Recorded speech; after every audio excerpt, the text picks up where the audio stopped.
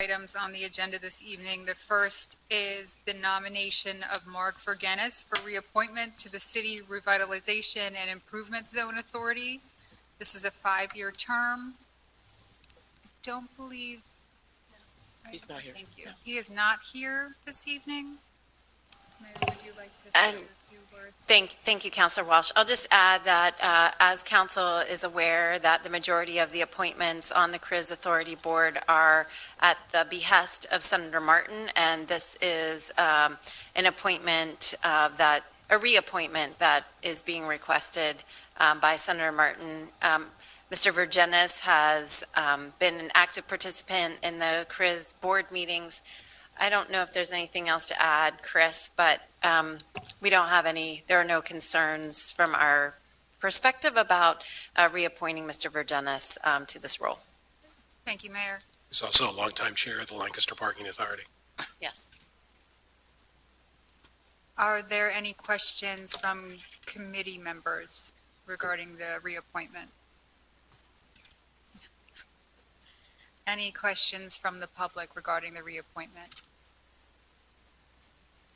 Seeing none, I will make a motion to move the nomination for Mr. Mark Vergennes for reappointment to the City Revitalization and Improvement Zone Authority. So moved.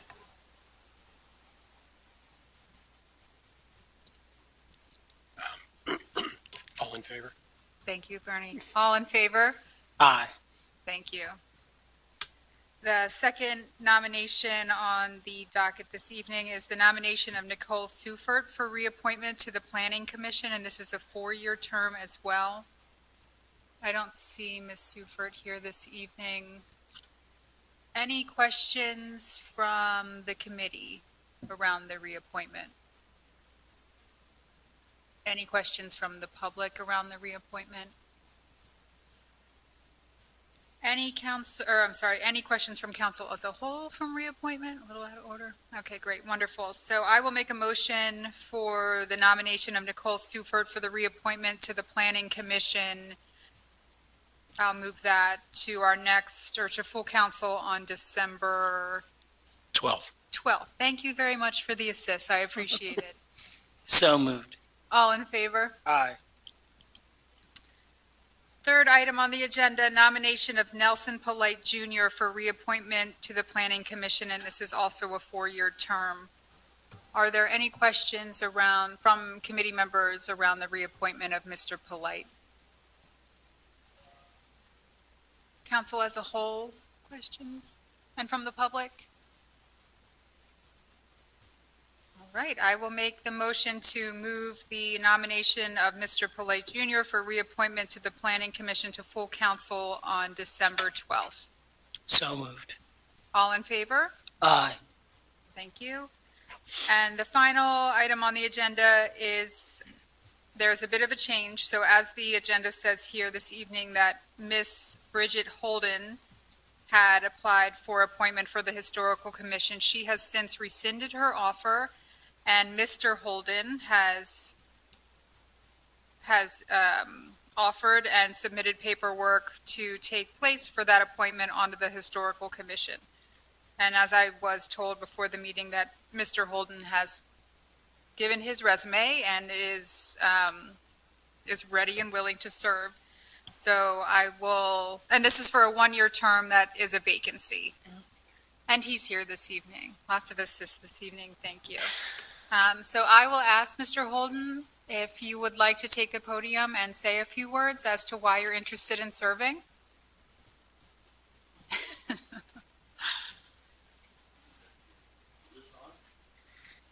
Just look for the little red light if you see that. Bridget's my sister, and she wants to probably do another commission or board, and she thought I'd be better at serving on the historical board. And I heard you have a pretty storied history with the city. Yeah, I've worked for the city for 43 years. I ran the 43 Water Bureau for the last 20 or so.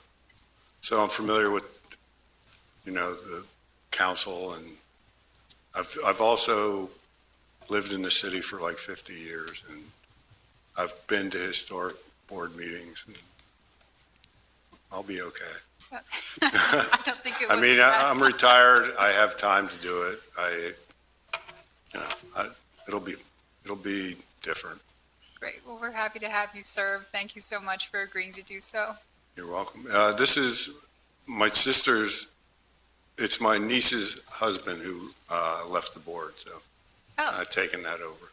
all in the family. Yeah, Thank you, All right. Mr. Holden. thank you. Okay. Any questions from committee around Mr. Holden's appointment? From council as a whole? Counselor Walsh. I apologize. What was your first name again, Mr. Walsh? John. Thank you so much, John. There isn't any special requirements generally for serving on boards, commissions, and authorities, but being willing is one. So thank you for saying that, and thank you for doing that. Any questions from the public around the nomination? Seeing none, I will make a motion to move the nomination of John Holden for appointment to the Historical Commission to full council on December 12th. So moved. All in favor? Aye. Thank you. That concludes the Personnel Committee this evening. Thank you very much, Counselor Walsh. Our next committee is the Community Planning Committee, and Counselor Craig. Thank you, Council President. Community planning has two items on the agenda, one of which we will not be addressing this evening, and we'll move that to a later date. The first one that we have is Administration Resolution Number 92, amending the sewage facility plan to include the Manor Youth House project. Does anybody want to address that? I'm assuming that this is typically the same thing that we always do to prevent hazard waste and so on. Yes, thank you, Councilor Craig. I can just give a few pieces of information about this particular development project as a start. First of all, 759 Manor was a Rackle Property Redevelopment Authority of the City of Lancaster. It was previously a vacuum repair shop before it made its way into ownership of the Redevelopment Authority. The structure was in terrible condition in the past and had been demolished. Once that cleared property was was taken by Rackle, it was then later awarded to Community Basics Incorporated. This is a project that we've talked about here at Council. You may remember that Council awarded ARPA funds to support this particular project. It is a youth homeless shelter for young adults aged 18 to 25. It's a relatively small site. It's only 0.14 acres, so there's some design challenges to fit everything on the site. I think Community Basics did a very good job. Ultimately, the proposed structure is 3 stories in total and has 9 residential units proposed, 6 single occupancy units, and 3 one-bedroom apartments and a small office. I think that's probably the most important highlights here, and as Councilor Craig said, the action before you tonight is related to the sewer module, meaning that staff has reviewed it and concurred that there's enough sewer capacity in the system to support this project. Thank you. Are there any questions from committee? Any questions from council as a whole? Questions from the public? No? Thank you. I'll make a Thank you. motion to move this to full council on the 12th of December. January. December. I'm way ahead of myself. Second. Way.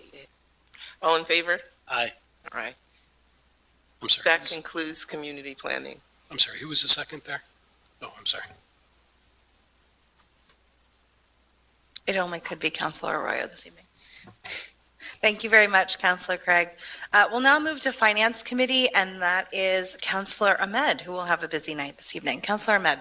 Thank you, Council President. We do have 4 items on the agenda this evening. Administrative Bill 9, adopting a 2024 city budget, Administrative Bill number 10, setting a 2024 city real estate tax rate, Administrative Bill number 12, setting 2024 city sewer rates, and Administrative Bill 13, appropriating American Rescue Plan Act funds to the general fund for revenue replacement.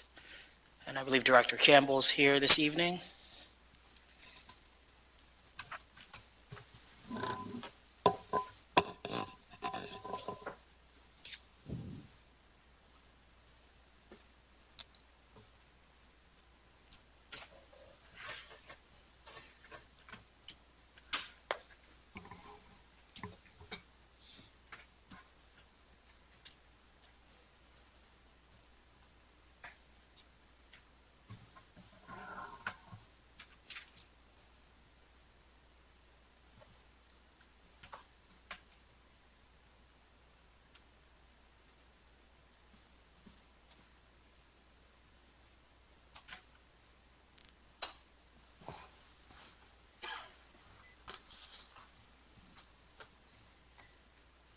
All right, thank you. Thank you, Director Campbell. And we'll start with Administrative Bill number 9, adopting a 2024 city budget.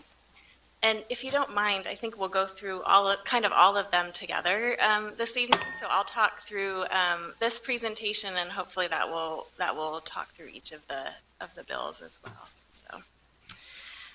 So let me just start by saying that I'm grateful for the opportunity to be able to serve the city in this new to me role, I'll call it, and acknowledge that I have a huge responsibility that occupies the process and accompanies the process of creating the budget for the city.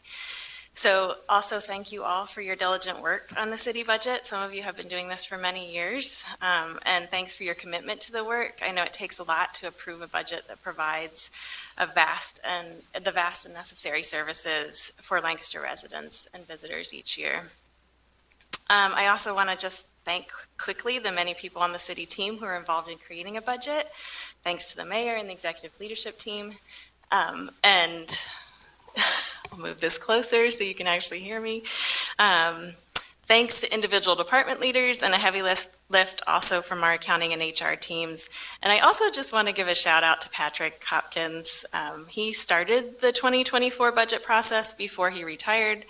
He was gracious with his time as I learned the process starting in September. And Patrick, has worked with the city budget for over 2 decades. I've worked with the city budget just under 3 months. So I'm very grateful that he was available as needed to provide support. So tonight I'm going to provide a very high-level overview of the budget, but you'll hear many more details from all of the departments on Saturday. So as such, some of your questions that you might ask this evening, I may ask to defer to Saturday, either that I will address on Saturday or that we'll make sure one of the directors or the chiefs will address. Tonight, I'll primarily be discussing overall revenue and expenses, mostly in the general fund, which is the largest single budget funded mostly by property taxes.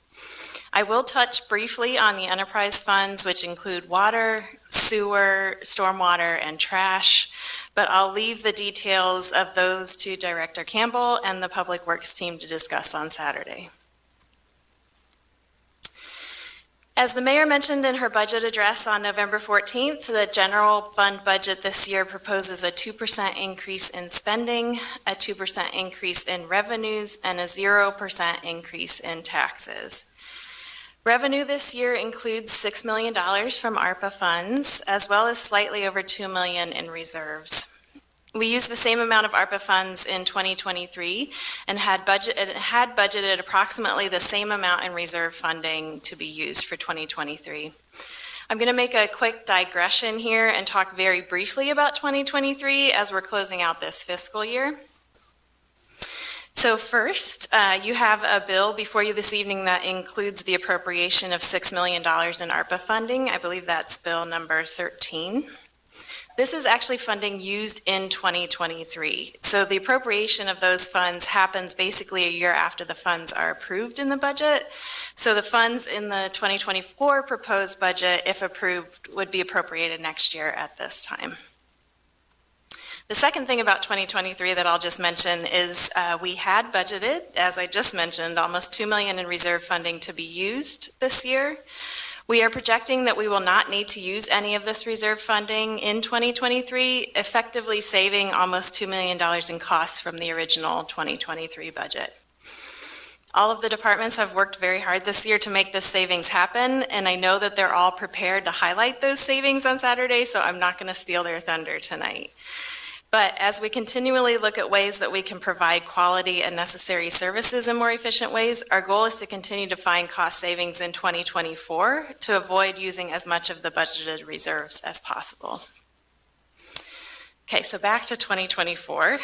A revenue highlight for the general fund continues to be the earned income tax. I'm going to get into more details on that in a minute, but the earned income tax continues to grow despite the state cap on this rate, which actually indicates a really healthy economy for the city.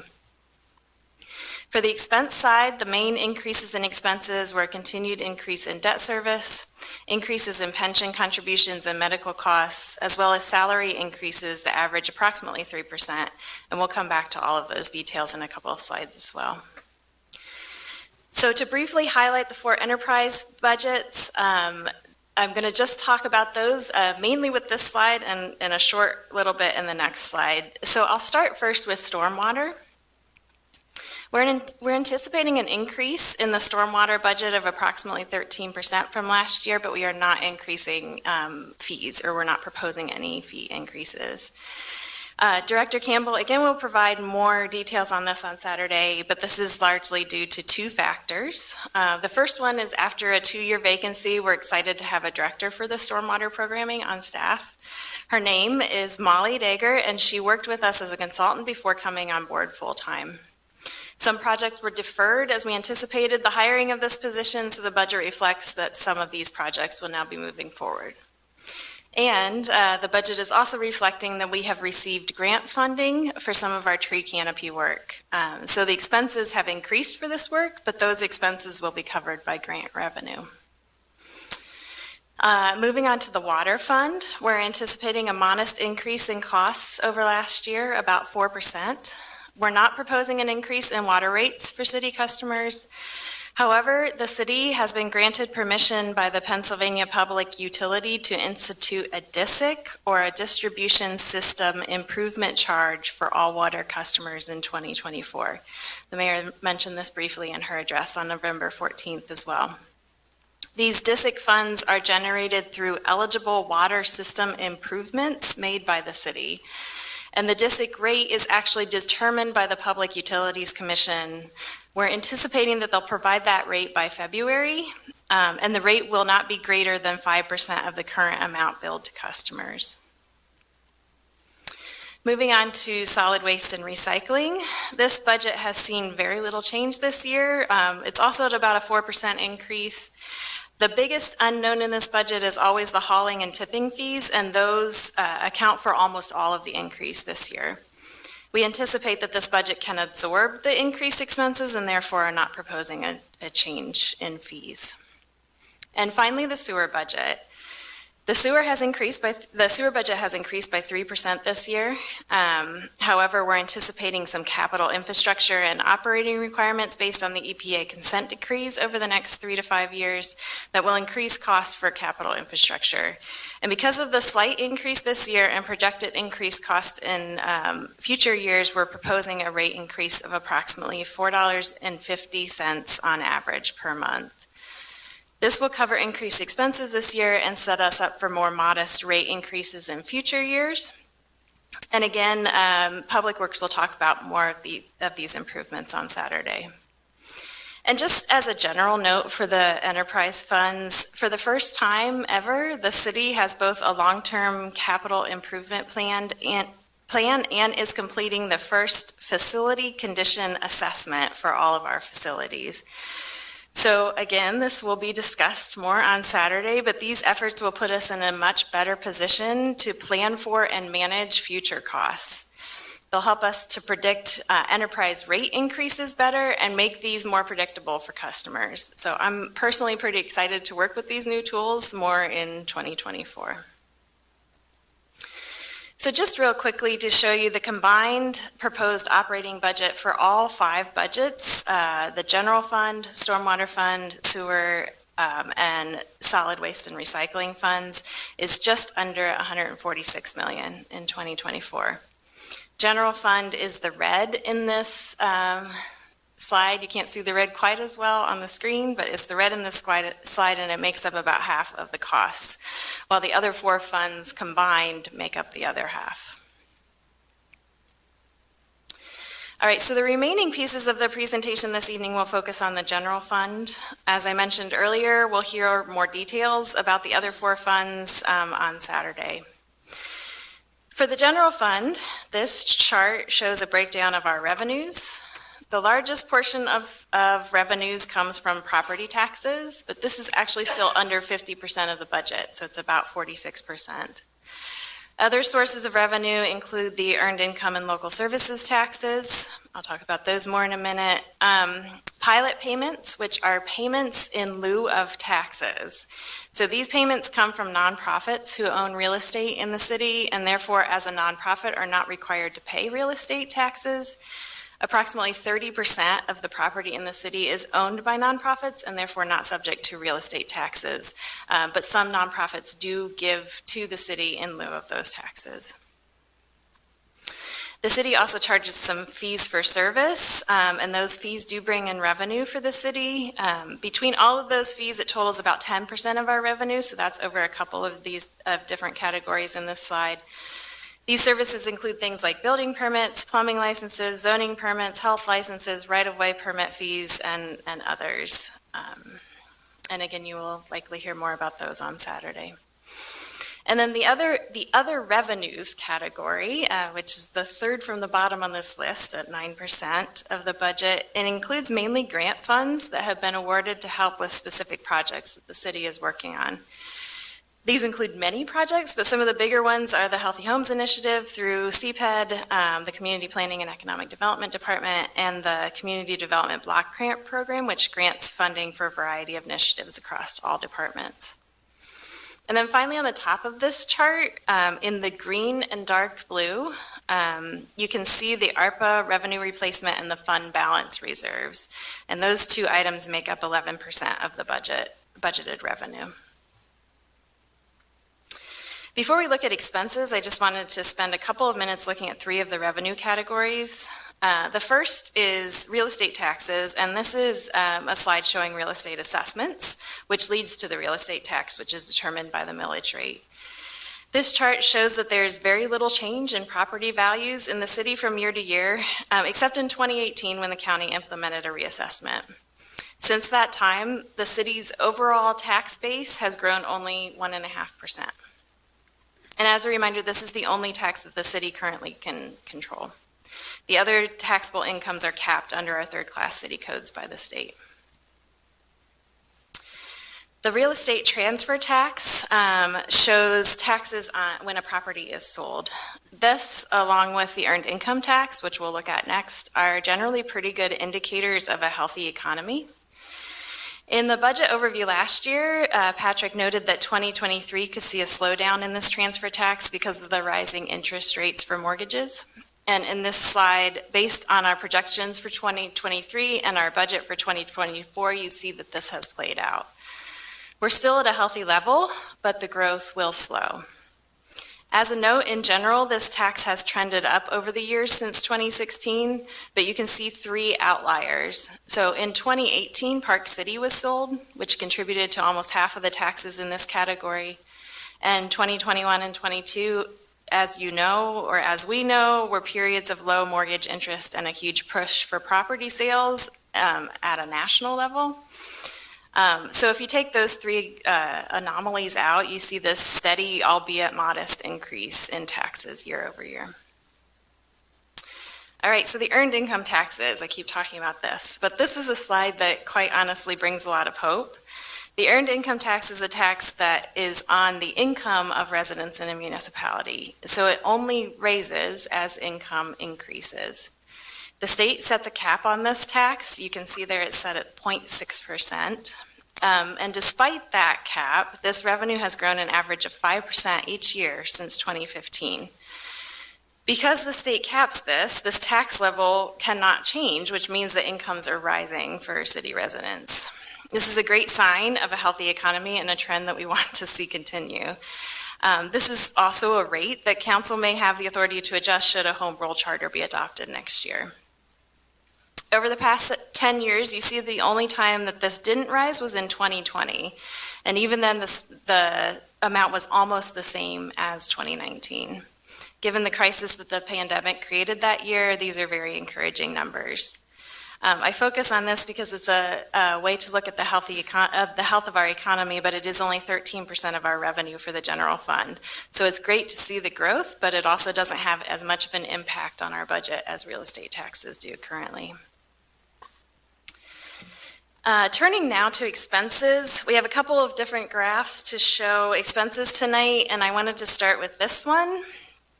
As we look at the breakdown of general fund expenses, our biggest expense categories are in public safety, with a total of 58% of our budget going to fire and police. These are shown on the bottom bar in the red and gray, so the first two categories. And this means the largest two revenue categories, real estate taxes and earned income tax, make up a total of 59% of our revenue, and those are basically used to support our public safety, if you look at it that way on this graph. So you see the property tax and earned income tax in also red and gray on the top bar. To show a bit more detail on the expense categories, here's a slightly different look. After public safety, the next largest category of general fund expenses is the administrative services general government expenses, and that's 17% of the total budget. This category may need a new name to better explain what is included here.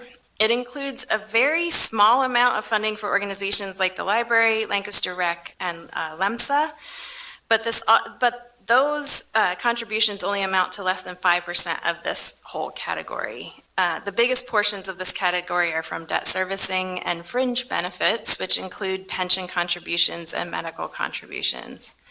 These are the expenses that I have referred to a couple of times this evening and the mayor referred to in her address on November 14th. They are obligations that continue to increase and therefore challenge the rest of the budget with a need to cut costs. We'll look at the renaming of this category in 2024 to see if we can get a better descriptive title to the expenses. Then the other categories of the budget include each of the remaining departments. So community planning and economic development is at about 7% of the budget. The administrative services operating budget, which includes IT, HR, treasury, and accounting and finance, is at 5%. Public Works is at 11% of the budget, and all of the work that neighborhood engagement team does is coming in at just above 1% of the full budget. The other two very tiny portions, totaling just over 1% of the budget together, include the mayor and solicitor's office and the elected work, so city council, city clerk, treasurer, and controller roles.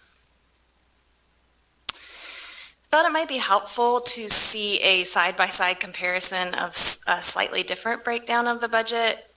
This is showing the comparison of this current adopted budget, so 2023, and the new 2024 proposed budget. So the red bars are the budget for the current year, 2023, and the black ones are for 2024.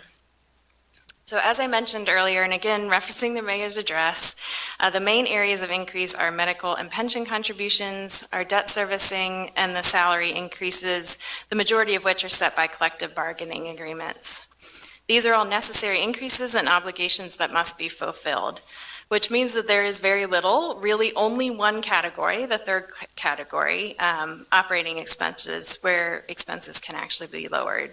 So you can see by this slide that this is exactly what happened in the 2024 proposed budget. This is the only category that went down in expense.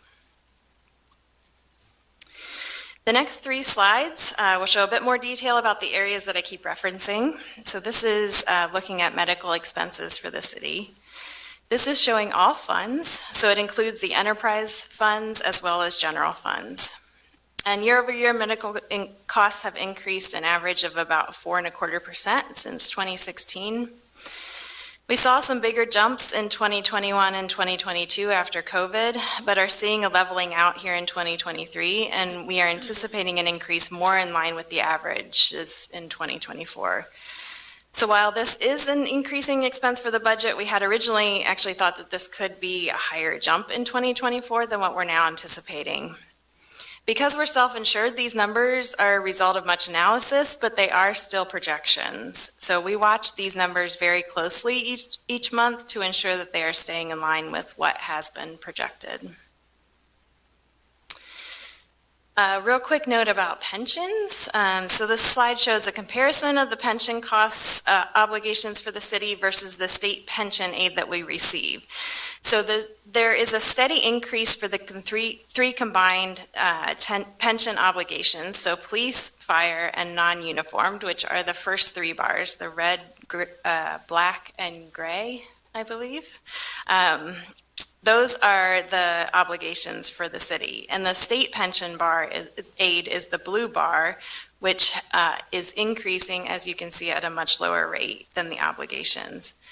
So our obligations have risen by about $2.5 million since 2016, and the state aid has only increased by $966,000 during that same period.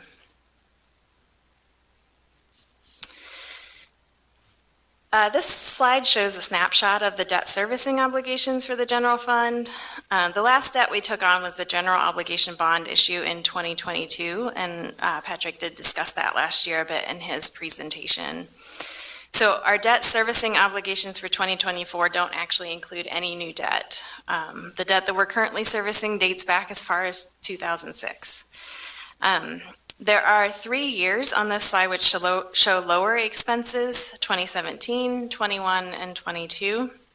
Those were years where refinancing previous debt was an option, and the interest rates at that time made refinancing an option. We're not seeing that option for the upcoming years, so the debt service costs will actually remain fairly steady for the next few years unless we take on additional debt. Finally, the last slide, I wanted to show you a quick snapshot of a 5-year projection.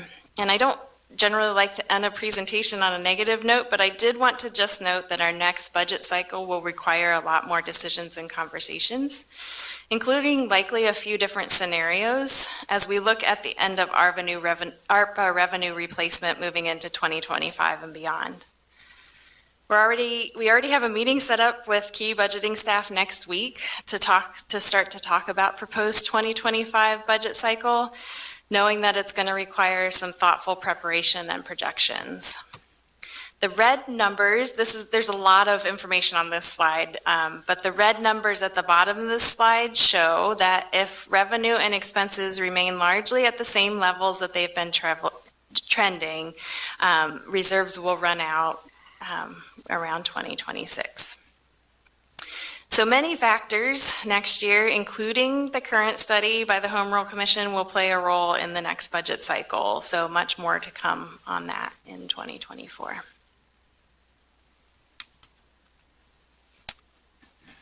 Thank you for that in-depth overview, Director Campbell.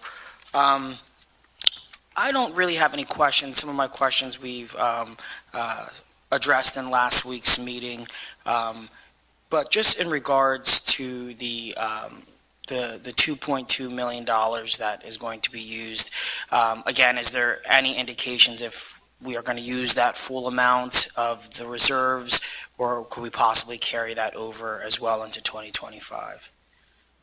Yeah, at this point, we are budgeting to use it, but as I mentioned, we always try to find cost savings that would allow us to not use that reserve funding. I will say that historically, as I've looked at past budgets, we have budgeted historically to use reserve, and we have very rarely had to use that. So typically, we've been able to find cost savings throughout the year. Thank you. And just one last question, and regarding the ARPA dollars that were returned to the city, if they don't end up being reallocated, could those possibly be added to the revenue replacement, or are we capped at the $6 million for next year? Well, yeah, I guess that would be a question that council would need to work through. I mean, that would be a decision that council would need to make, but it could be, we're not capped, so it could be something that we could look at. Each year we get a notice from the auditors telling us how much we can use, and we're not using the full amount that we would be able to use for 2023, but we haven't needed it, so. Yeah, it's just a hypothetical question. Are there any questions from the committee? Are there any questions from council as a whole? Counselor Ahmed. Yes, Council President. Thank you. Director Campbell, I just was wondering the medical claims cost and the very small increase that we anticipate. Can you talk a little bit more about how we arrived at that number, why we think it will be so modest in the new year when in other years they haven't? Yeah. So the main reason for that is because we were seeing what was determined by our insurance brokers and others, that it was really probably a catch up from some of the delayed things that didn't happen during COVID that were happening in 21 and 22, and that has now, we're anticipating, been caught up. And so we're going back to more of this average increase that we were seeing. Thank you. That makes sense. I don't have anything further, Counselor Ahmed. Thank you, Council President. Are there any further questions from council as a whole? From the public? Mr. Stuhldreher?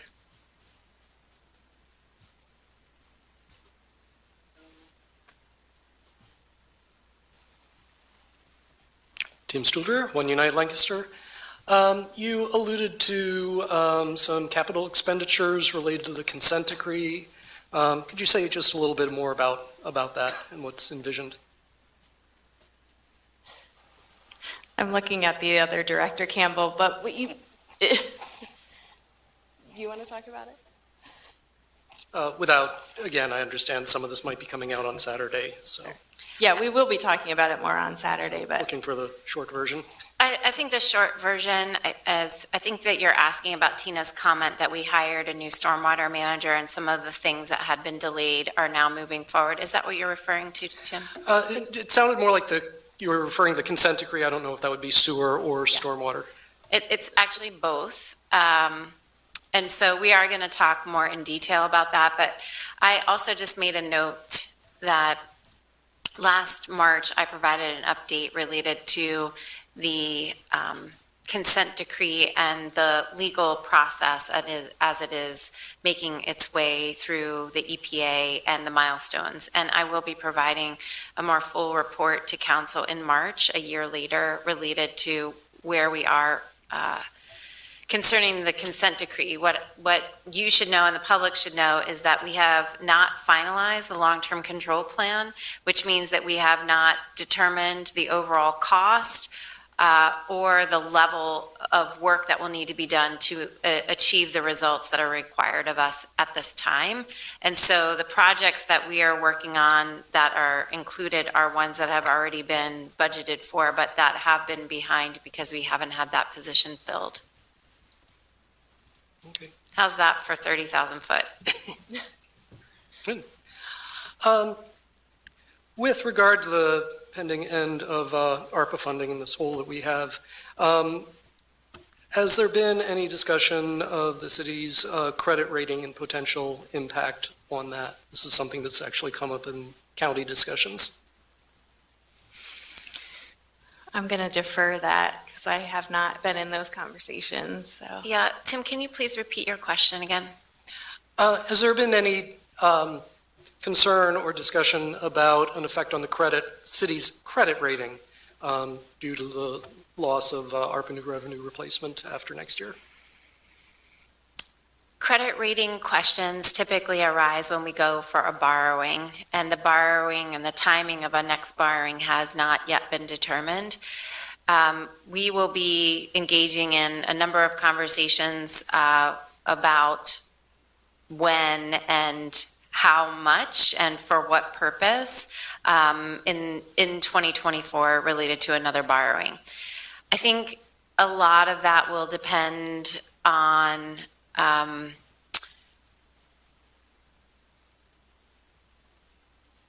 I think that our credit rating could potentially be affected next year. I think that the conversations related to home rule may also impact that longer term.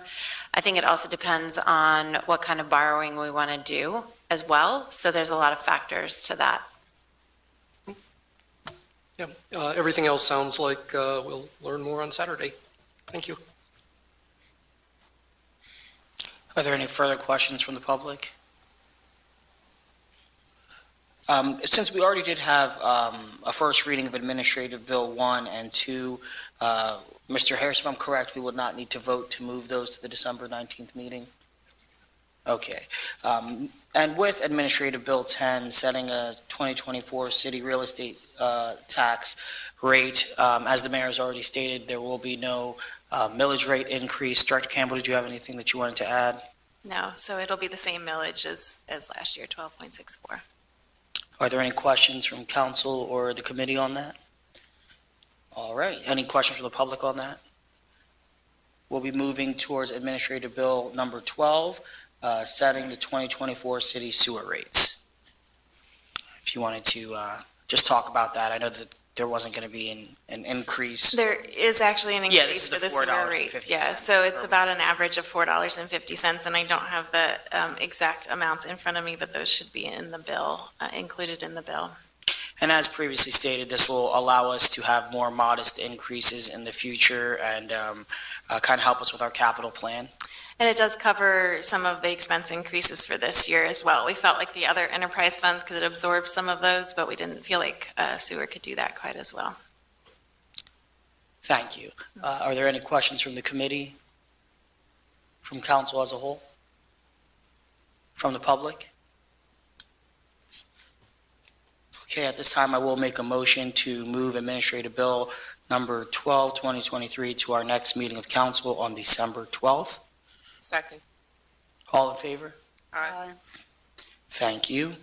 Now we will be moving towards Administrative Bill number 13, the last item on our agenda, appropriating American Rescue Plan Act funds to the general fund for revenue replacement.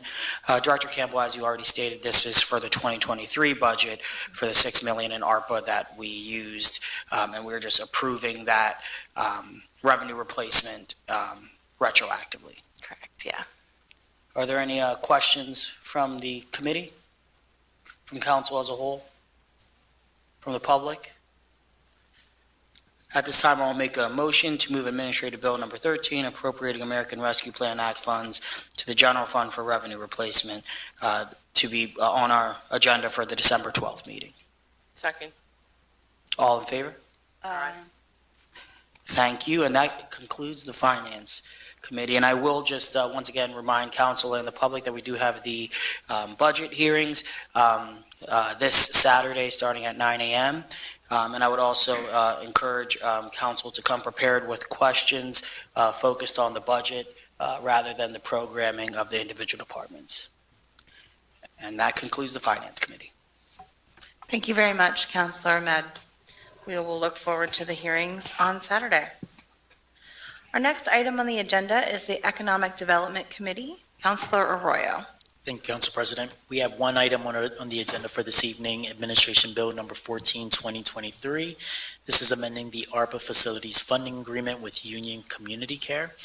This specific ordinance is to reallocate the $500,000 that was originally applied for through the RFP process for the community facilities projects towards a general medical care facility.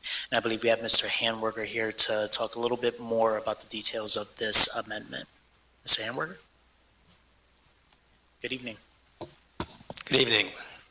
I think you've pretty much already stated it. The original application and RFP that was submitted by Union Community was to convert an existing facility into a dental facility.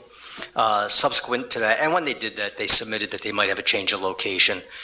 So the agreement was originally drafted to constitute a change. They didn't follow the agreement process, submitted an amendment. Subsequent to the RFP, they acquired another property on Orange Street, West Orange, which they want to convert into a general medical facility, which will have an even greater impact on the disproportionately serve members of our community. It's an even stronger application under the ARPA guidelines. Because the original allocation was approved by ordinance and referenced the specific facility use, we need to amend the ordinance to allow their application to amend to move forward. Thank you. And I'll just add that, yeah, after reviewing or understanding a little bit more of the background, the new amendment would be in line with the RFP requirements that we had stated in the original RFP for community facilities. So, Yes, yeah. they meet all of the standards. In fact, it's stronger, and they're consistent with the RFP, and they were presented as part of their proposal, just not for this facility. Great. Thank you. Any questions from the committee? Any questions or comments from council as a whole? Councilor Arroyo, just to clarify, to make sure that we understand, there's no change proposed to the amount of ARPA funding allocated to this project, more or less? It's Yes. exactly the same funds? Same exact funds and essentially the same usage. In fact, a usage that's even more consistent with the community facilities RFP, which is in this particular case, they'll be using it completely for interior and exterior renovations to the building versus a combination of use of facility improvements and purchase of equipment on the first proposal. Great, thank you very much. Any additional questions or comments? Any questions from the public? Great, thank you. Thank you. I'll motion to move Administration Bill number 14, 2023 to full council on December 12th. Second. All those in favor? Aye. Aye, so moved. That concludes the Economic Development Committee, Council President. Thank you very much, Councilor Arroyo. We'll now move into the Committee of the Whole this evening, where we have two items. The first is Resolution Number 94, supporting House Bill 1630 to create an Office of New Pennsylvanians. Mr. Harris, I'm realizing that I'm listed as the introducing counselor on this. Could we please, I believe that was actually Councilor Ahmed that's going to be. Great. I've just realized that as I brought it back up again. So Councilor Ahmed, this was actually your resolution. Thank you, Council President. House Bill 1630, which was actually being introduced by Lancaster's very own Representative Smith Waddell, is a House bill currently that is establishing an Office of New Pennsylvanians, which would further the work that we do here in Lancaster in supporting immigrant and refugee families. It would also allow for a more aligned, at the state level, way to get resources. And I will say that I was a part of the press conference, as well as partners from Lancaster's branch of Church World Service and CASA, and I hope to have council support. Thank you very much, Councilor Ahmed. Are there any council comments on the resolution? I'll just add that it does sound like it is very much in line with the work that we've been doing and the work that you've been very instrumental in working with the city for our Welcoming Cities initiative, and it sounds like it would help provide our residents with more resources. So thank you for bringing this to our attention, and hopefully we can elevate that. Thank you, Council President. Are there any comments from the public on the resolution? Hearing none, I'll hear a motion to move this resolution to our agenda for December 12th. Second. I'll make that motion. Councilor Ahmed, a second. We can do it that way. Yeah. Mr. Harris, if you would please. Yes, Madam President. Mr. Madden. Aye. Mr. Arroyo. Aye. Ms. Gregg. Aye. Ms. Diaz. Ms. Walsh. Aye. President Bege. Aye. Our final item on the Committee of the Whole is Bill number 11, approving a cable television franchise agreement with Chantel. And I believe, Mr. Handwerker, you will also be addressing our franchise agreement this evening. Good evening again, and thank you. Thank you. Thank you for joining us. Absolutely. By way of background, Title VII Title VI, the Federal Communications Act, the regulations of the FCC and applicable law govern what we're asking you to do here with this ordinance. Under those, we're authorized to grant franchises for the construction and operation of cable systems in, over, and along the city's rights-of-ways. Those franchises are non-exclusive, meaning that we must allow competitors to also get similar franchises. In other words, one cable provider doesn't get to have the absolute right to be the only provider in the city of Lancaster. Because of that, most providers, when negotiating franchise agreements, desire competitive equity clauses requiring that if the competitors get more favorable terms, then the provider gets to match those terms, right? So we can't give one provider an advantage over another. We do have an existing franchise agreement with Comcast that was approved by council in or around January of 2022. What we have before you this evening is an ordinance to approve a franchise agreement with Shentel, who, as you're aware, entered into an agreement with the city this year to run fiber optic cable throughout the city of Lancaster. They intend to offer cable services just like Comcast does, and are asking for a franchise agreement in order to authorize them to do so. That is separate than just putting the fiber in. So we understand it's kind of two components of one transaction. I alluded when I was before you regarding the agreement with Shentel that we would be coming back for a franchise agreement. This is that. So they decided to build a cable system.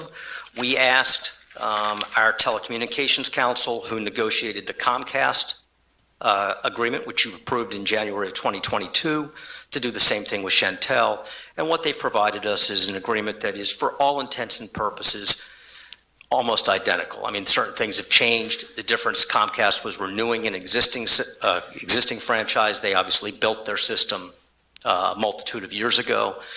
Shentel is now building theirs. Some of the key terms: length of the contract is 10 years, again, just like Comcast. The franchise fee is capped at the legal capping amount, which the federal government has set at 5% of gross revenues from cable services inside the city. And again, the key word there is cable services. Keep in mind, this doesn't govern a bunch of services that are provided by such a provider. Comcast provides cable, internet, phone. Shentel presumably is going to do the same. But what this franchise agreement covers is simply the cable portion of that. Because of that, the agreement has a bundled services clause in it, which protects the city. What that means is, the provider, typically, if you've dealt with Comcast, you can get a bundle, right? 3 for the price of 1. You get internet, you get phone, you get cable, and they give you a lower price for bundling all 3 services than you would get if you applied for all 3 independently. Problem with that is, where do they apply the 5% for the city franchise fee?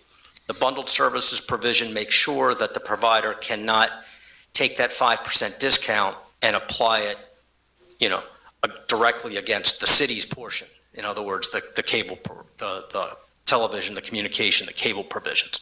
So it's a protection clause. Again, the agreement has several protections as well. We have an audit feature. We actually did an audit on Comcast a number of years ago. The city's rights-of-ways are protected with notice provisions, repair provisions.